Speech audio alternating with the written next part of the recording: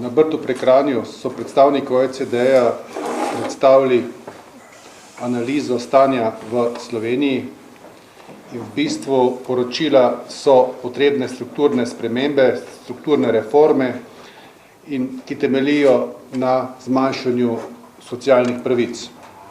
Druge alternative ne vidijo.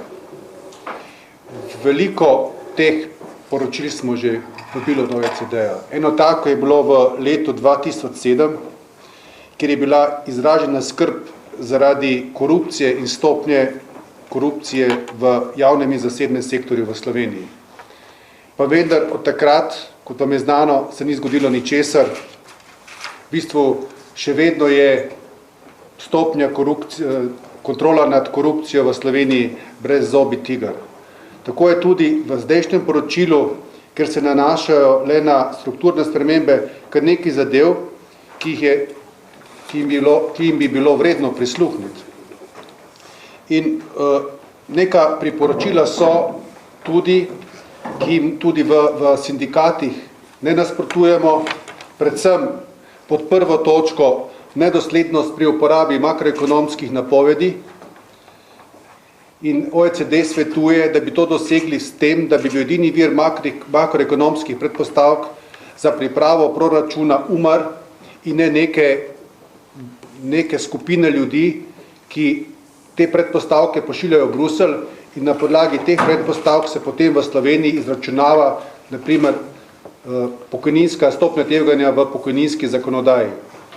To so resne stvari in če OECD to opozarja, potem so naša opozorila pri pokojninski zakonodaji tehtna, da so predpostavke, na katerih je Inštitut za ekonomske raziskave pri ekonomski fakulteti izračunaval vzdržnost pokojninske blagajne do leta 2060, pisali tisti, kateri so želeli, da bi se ta pokojninska reforma sprovedla. V nadaljevanju je ogromno govora okoli neposrednih tujih investicijah, ampak neposredne tuje investicije ne bi temeljile predvsem na odprodaji državnega premoženja, predvsem na tem, da bi prodali državno premoženje in da bi v kasnejših točkah lahko v Sloveniji delali za minimalno mezdo, ne kot lastniki, ampak kot mezdni delavci v tujih korporacijah, ki so v primeru, že nam znanih primerov iz Leka, se tovarne same odplačale in zdaj te tovarne v bistvu postajajo le še tovarne, ker imajo najeto delovno silo. Državno lastništvo bi moralo biti jasnejše, postati bi moglo bolj učinkovito in politika bi se morala iz podjetij umakniti in ne v teh podjetjih še naprej harati glede na svoje dnevno-politične potrebe. In tudi večji nadzor nad delom nadzornih organov podjetij bi mogel biti in v teh nadzornih organih bi mogli biti profesionalci, ne pa politiki. In tudi to je eno od priporočil, ki bi si naša vlada mogla zapomniti in tako priporočilo upoštevati. Naslednja priporočila so pa vsekakor tudi za nas skrb zbujajoča. Ob tem, da se je od začetka krize kreditno tveganje povečevalo, da se povečevalo število slabih posojil, da se je povečeval delež nezavarovanih posojil, so stresni testi naših bank pokazali, da banke niso tam, kjer bi mogli biti. Banke je treba potem dokapitalizirati in dokapitalizirali bomo mi, davkoplačevalci, z našim denarjem na podlagi zadolževanja za nakupe tujih vrednostnih papirjev. Zadolženost se od leta 2005, ker država sploh ni bila zadolžena, do leta 2010 zdvignila na 10 milijard evrov. In to je tisto, kar moramo danes zaradi neodgovorne politike davkoplačevalci pokrivati. Posebno poglavje v tem je pokojninska zakonodaja.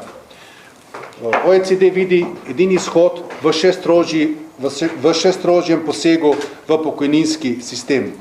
Sicer v povišanje predpisane zakonske starosti za upokojitev na 65 let, ter minimalne izenačitve za moške in ženske najmanj na 60 let, delno indeksiranje pokojnin z inflacijo. Ja, po Bogu, mi to že imamo in te gospodje, ko so to pošiljali v Bruselj oziroma v Pariz, bi morali povedati, da v Sloveniji to že velja. In dejstvo, ki ga je ob koncu srečanja povedal državni sekretar ministrica za gospodarstvo, dr. Ščenični, je bila ta, da so priporočila, ki so jih poslali v Bruselj, pripravljali oni in da so jih tudi naši organi v tem kontekstu tudi popravljali in pripravljali in ta priporočila so sedaj zapisana. Tole Friedmanovci so se po krizi zbudili in so spodnjih predalov potegnili ven svoje neoliberalne ideje.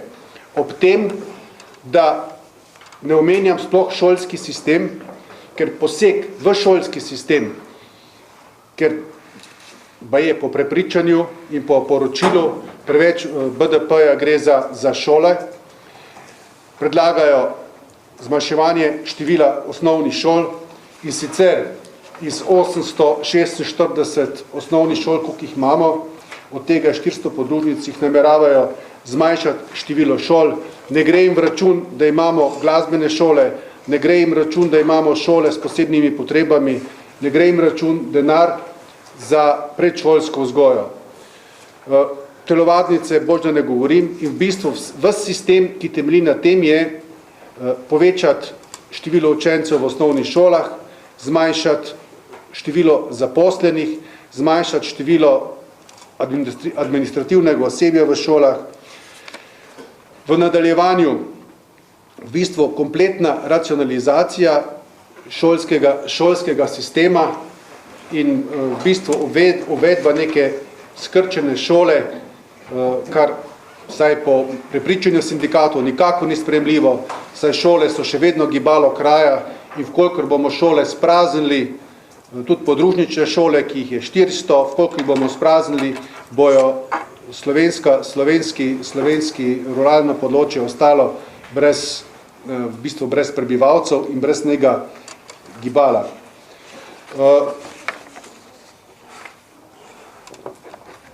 Izredno pomembno vprašanje so tudi minimalne plače, o tem bo kolegica povedala kasneje. Dejstvo je, da v Sloveniji bi morali vsi delati za manj, da bi določenim ostalo več in potem te, ki bi delali za manj, bi prosili za košček kruha prek socialnih prispevkov. In mislim, da take Slovenije si mi ne želimo.